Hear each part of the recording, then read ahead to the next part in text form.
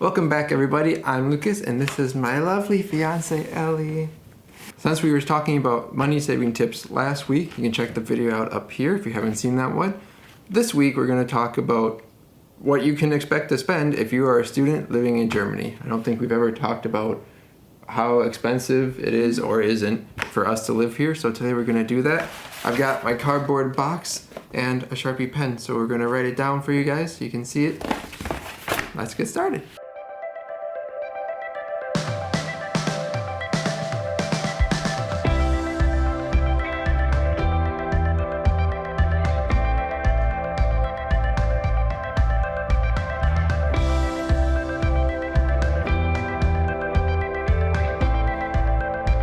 One of the most important things that you need to think about when living in Germany is housing. Where are you going to live?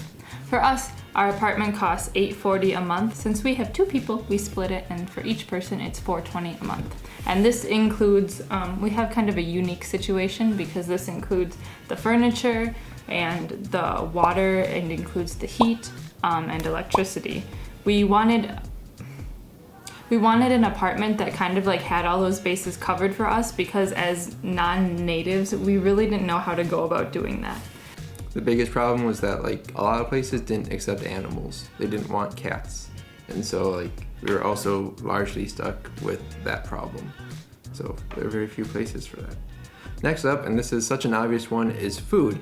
And actually we think, and we've talked about this before, is that food seems to be cheaper in Germany compared to in the USA, especially things like produce, so like strawberries and fruits and vegetables and stuff like that.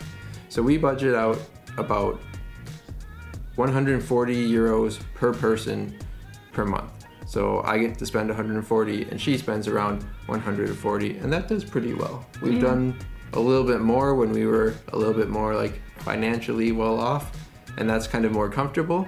And we've also done a little bit less, which you can get by around like 102. You're just eating a lot of like noodles and rice. But 140 is pretty good if you're looking to live in Germany as a student, and that's how much you should expect to spend on food. Before we get to our next point, run down and hit the subscribe button below. Our next goal is to hit 5,000 subscribers, and so we would really love all of your help on our way to our goal. You can also hit the notifications bell and the like button, and become a Patreon member if you'd like to support us more personally. For internet, we pay $20 per month for this apartment.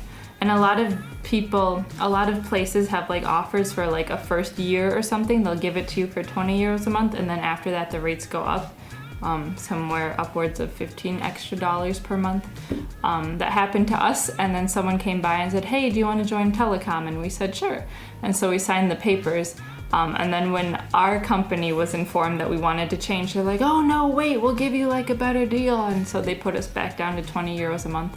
And somehow we couldn't join Telecom, and I don't know why that was. It's because our contract was pretty binding. We actually just weren't allowed to. But it was nice because they dropped our rates down again. Yeah. So we still pay 20 euros a month.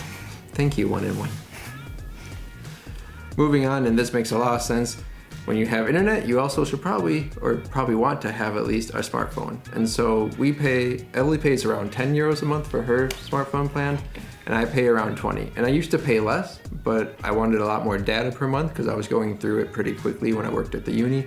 So I spent 10 extra euros a month, so 20, so that I could get like 10 gigs a month of data. And that's still, compared to when we lived in the US, a huge price drop for a lot more value. I used to pay like $50 US a month for less data, for like 2 gigs of data on my smartphone. So I pay probably a third the price for like 5 times the value. It's absolutely ridiculous.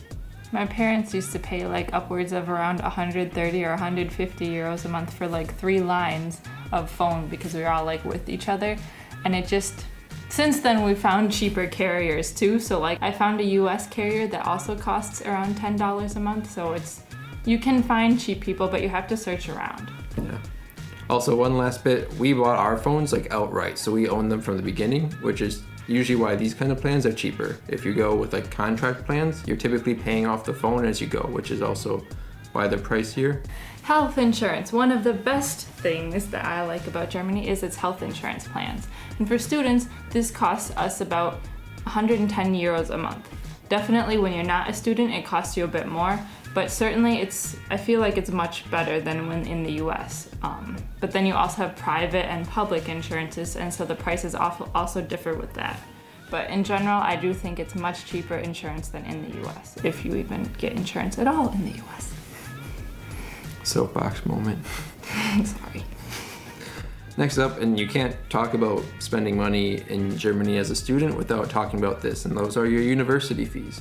And I mean, especially if you're coming from America, it's without a doubt, it's practically non-existent compared to, we used to spend $7,000-8,000 per half year, per semester in the university in the US. And here we spend about 325 euros a month, per semester. And it kind of fluctuates, it goes up and down, but we've never like gone from say like 300 to 400 one semester. It's just a little bit more or less. And of the uni fee, the biggest part that covers about 2/3 of the cost is your public transport. And you still easily make your money back on that compared to if you had to pay public transport every day in Germany on your own. So it's more than worth it. And the other third covers lowering like the amount that you'll pay in cafeterias, because you do still have to pay some money, but it helps. And it also covers things like student clubs at the universities and stuff too.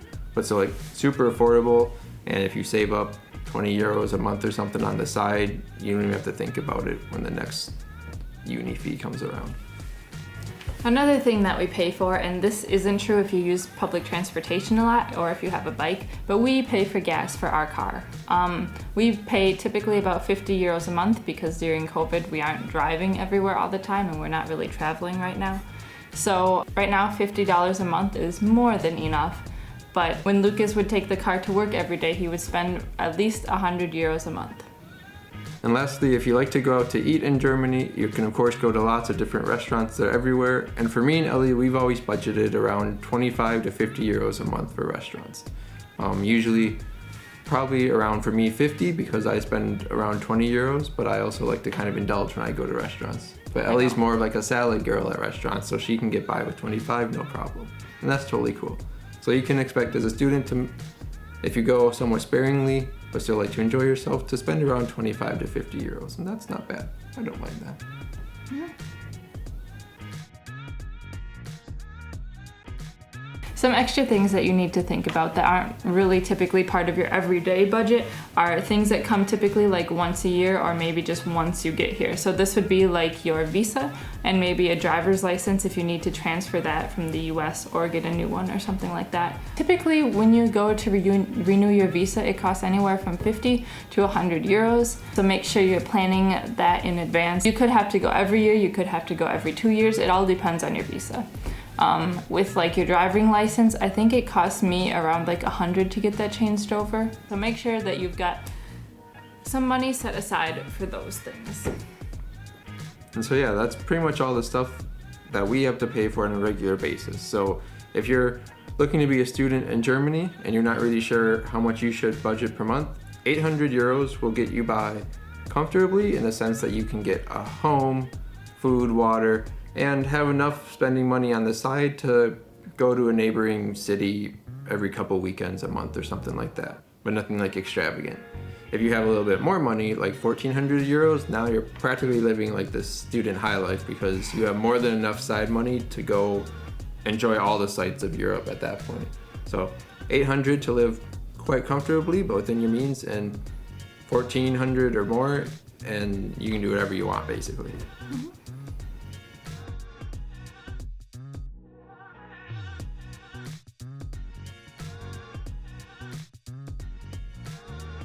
Mark, I'm sitting on a bouncy ball. Before we get on to our next point, make sure you join us and become one of our subscribers if you haven't already. Our next goal is to build 5. So there you have it. Now you know what it costs for a student to live in Germany, both comfortably and just getting by. So we hope this helps you make an informed decision on what life is like in Germany for students, and we will see you next time. Cheers! Ciao.